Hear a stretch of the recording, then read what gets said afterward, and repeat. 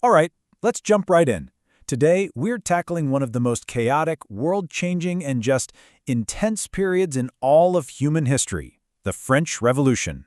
And this, right here, is the question at the heart of it all. How does a country go from celebrating a king on a throne to putting that same man on trial for his life? This isn't ancient history either. This whole unbelievable transformation happened in less than 20 years, and it literally changed the world. I mean, just look at this. In 1774, you have King Louis XVI, crowned with all the pomp and circumstance, seen as God's chosen representative on earth. Then, just 19 years later, he's not a king anymore. He's Citizen Louis Capet, a traitor, executed by the very state he once ruled. How on earth did everything unravel so completely, so fast? To really get the explosion, first we have to look at the setup. The deep cracks running through the foundation of 18th century France. The whole kingdom was basically a powder keg, just waiting for a spark. A huge part of the problem was just how French society was built. It was split into three groups or estates. You had the first estate, that's the clergy. The second estate, the nobility. Together, these two groups made up a tiny fraction of the population, maybe 2%. And then, you add everybody else, the third estate, a whopping 98%. So this was a system that was just completely fundamentally unbalanced. Those two privileged estates, they owned most of the land, held all the top jobs, and get this, paid pretty much zero taxes. So who do you think was footing the bill for the entire country? Yep, the third estate. Everyone from doctors and lawyers all the way down to millions of poor farmers. They paid for everything, but they had no power, no privileges, just all the obligations. You can just imagine the resentment simmering under the surface. And you might be wondering, what held this incredibly unfair system together for so long? Well, it was a really powerful idea, the divine right of kings. For centuries, the thinking was that the king was chosen by God to rule. His power came straight from heaven. So if you challenged the king, it wasn't just treason against the country, it was basically blasphemy against God.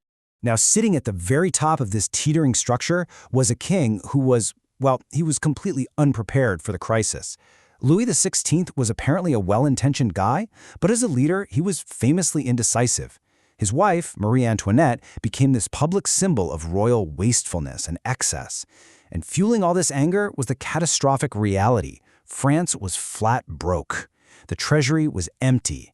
Decades of wars and lavish spending, including, ironically, helping to fund the American Revolution, had left the nation completely bankrupt. So, let's recap. You've got a society that's fundamentally broken and a government that's totally broke. Now, into that mix, let's add the two sparks that are going to turn this whole crisis into a raging inferno: radical new ideas and the simple, desperate pain of hunger. See, at this exact time, you have these incredible new ideas from Enlightenment thinkers spreading all across France. Philosophers like Rousseau and Locke started asking these really dangerous questions, like, hey, what if the right to rule doesn't actually come from God? What if it comes from the people? This idea, which we call popular sovereignty, was a direct assault on the entire foundation of the monarchy. And here's another groundbreaking concept, this one from Montesquieu, the separation of powers. The idea that a single person, the king, shouldn't hold all the cards. He shouldn't be the one who makes the laws, enforces the laws, and acts as the judge. And people in France could look across the Atlantic and see this idea being put into practice in the new United States. It was like a blueprint for a world without an all-powerful king. But abstract ideas don't fill empty stomachs. While philosophers were debating in Paris, most people were facing a much more immediate crisis. The massive national debt was one thing, but then they were hit with years of failed harvests. This meant the price of bread, the one thing most people relied on to survive, just skyrocketed. People were literally starving in the streets. I want you to just think about this number for a second. 50%. Half of every single piece of money the French government brought in was spent just paying the interest on its loans. Not even paying down the debt itself, just the interest. That meant there was no money for anything else. No money for food relief, no money for infrastructure, nothing. The state was paralyzed. So there you have it. A bankrupt government, a starving population, and these explosive new ideas about freedom. It was the perfect storm.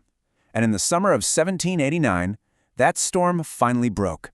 Suddenly, everything started happening at lightning speed. The king, desperate for money, calls this big meeting of the Estates General. But when the Third Estate shows up, they find they've been locked out. So what do? They go to a nearby tennis court and swear an oath not to back down until they've written a new constitution. Then, on July 14th, fearing the king's going to send in the army, the people of Paris stormed the Bastille, a medieval fortress and hated symbol of royal power. It was this incredible moment, people tearing down tyranny brick by brick. And that was really the point of no return. The representatives of the Third Estate just declared themselves the National Assembly. I mean, think about how audacious that is. They were effectively saying, we are the nation now. Power rests with us, the people, not with you, the king. The Assembly then issues this incredible document, the Declaration of the Rights of Man and of the Citizen, which would echo through history. It was heavily inspired by the American Revolution, declaring that all men are born free and equal in their rights. It was, for all intents and purposes, the official death certificate of the old regime. But the story doesn't end there with everyone living happily ever after in a new democracy. No, the revolution was about to enter its most violent, its most chaotic phase, a time when those beautiful ideals of liberty were about to be drowned in blood.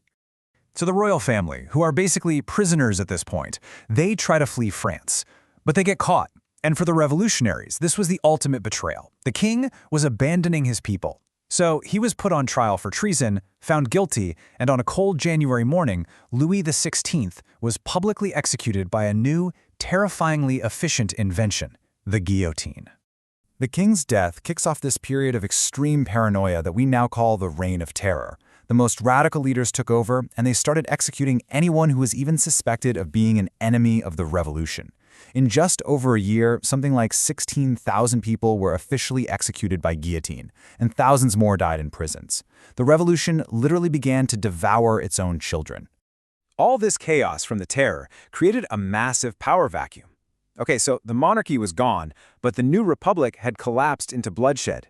The five-man committee that came next, the Directory, it was corrupt and totally ineffective. France just kept cycling through these weak governments, becoming more and more desperate for a strong leader to finally restore some kind of order. And that desperation is what paved the way for one of the most famous figures in all of history to take power. So, when the dust finally settled, what was the real legacy of this decade of turmoil? What did it all mean? Well, for all the bloodshed, the impact was absolutely undeniable, and it was permanent. The revolution completely destroyed that old feudal system in France. The absolute power of the king, the nobility, the church, it was all shattered forever. Power shifted to the rising middle class, and those revolutionary ideals of liberty, equality, fraternity spread like wildfire, inspiring democratic movements all over the globe for the next 200 years. And yet here is the ultimate mind-bending paradox of the French Revolution. France started this whole thing to get rid of one absolute ruler, but a decade of chaos and war ended with a brilliant young general named Napoleon Bonaparte seizing power in a coup, and a few years later, crowning himself emperor. Which leads us with a final, really tough question. A king was replaced by an emperor. A decade of war just led to more war. After all that bloodshed, all that terror, was the promise of liberty worth the price? It's a question historians are still debating, which just goes to show you that the echoes of the revolution are still with us today.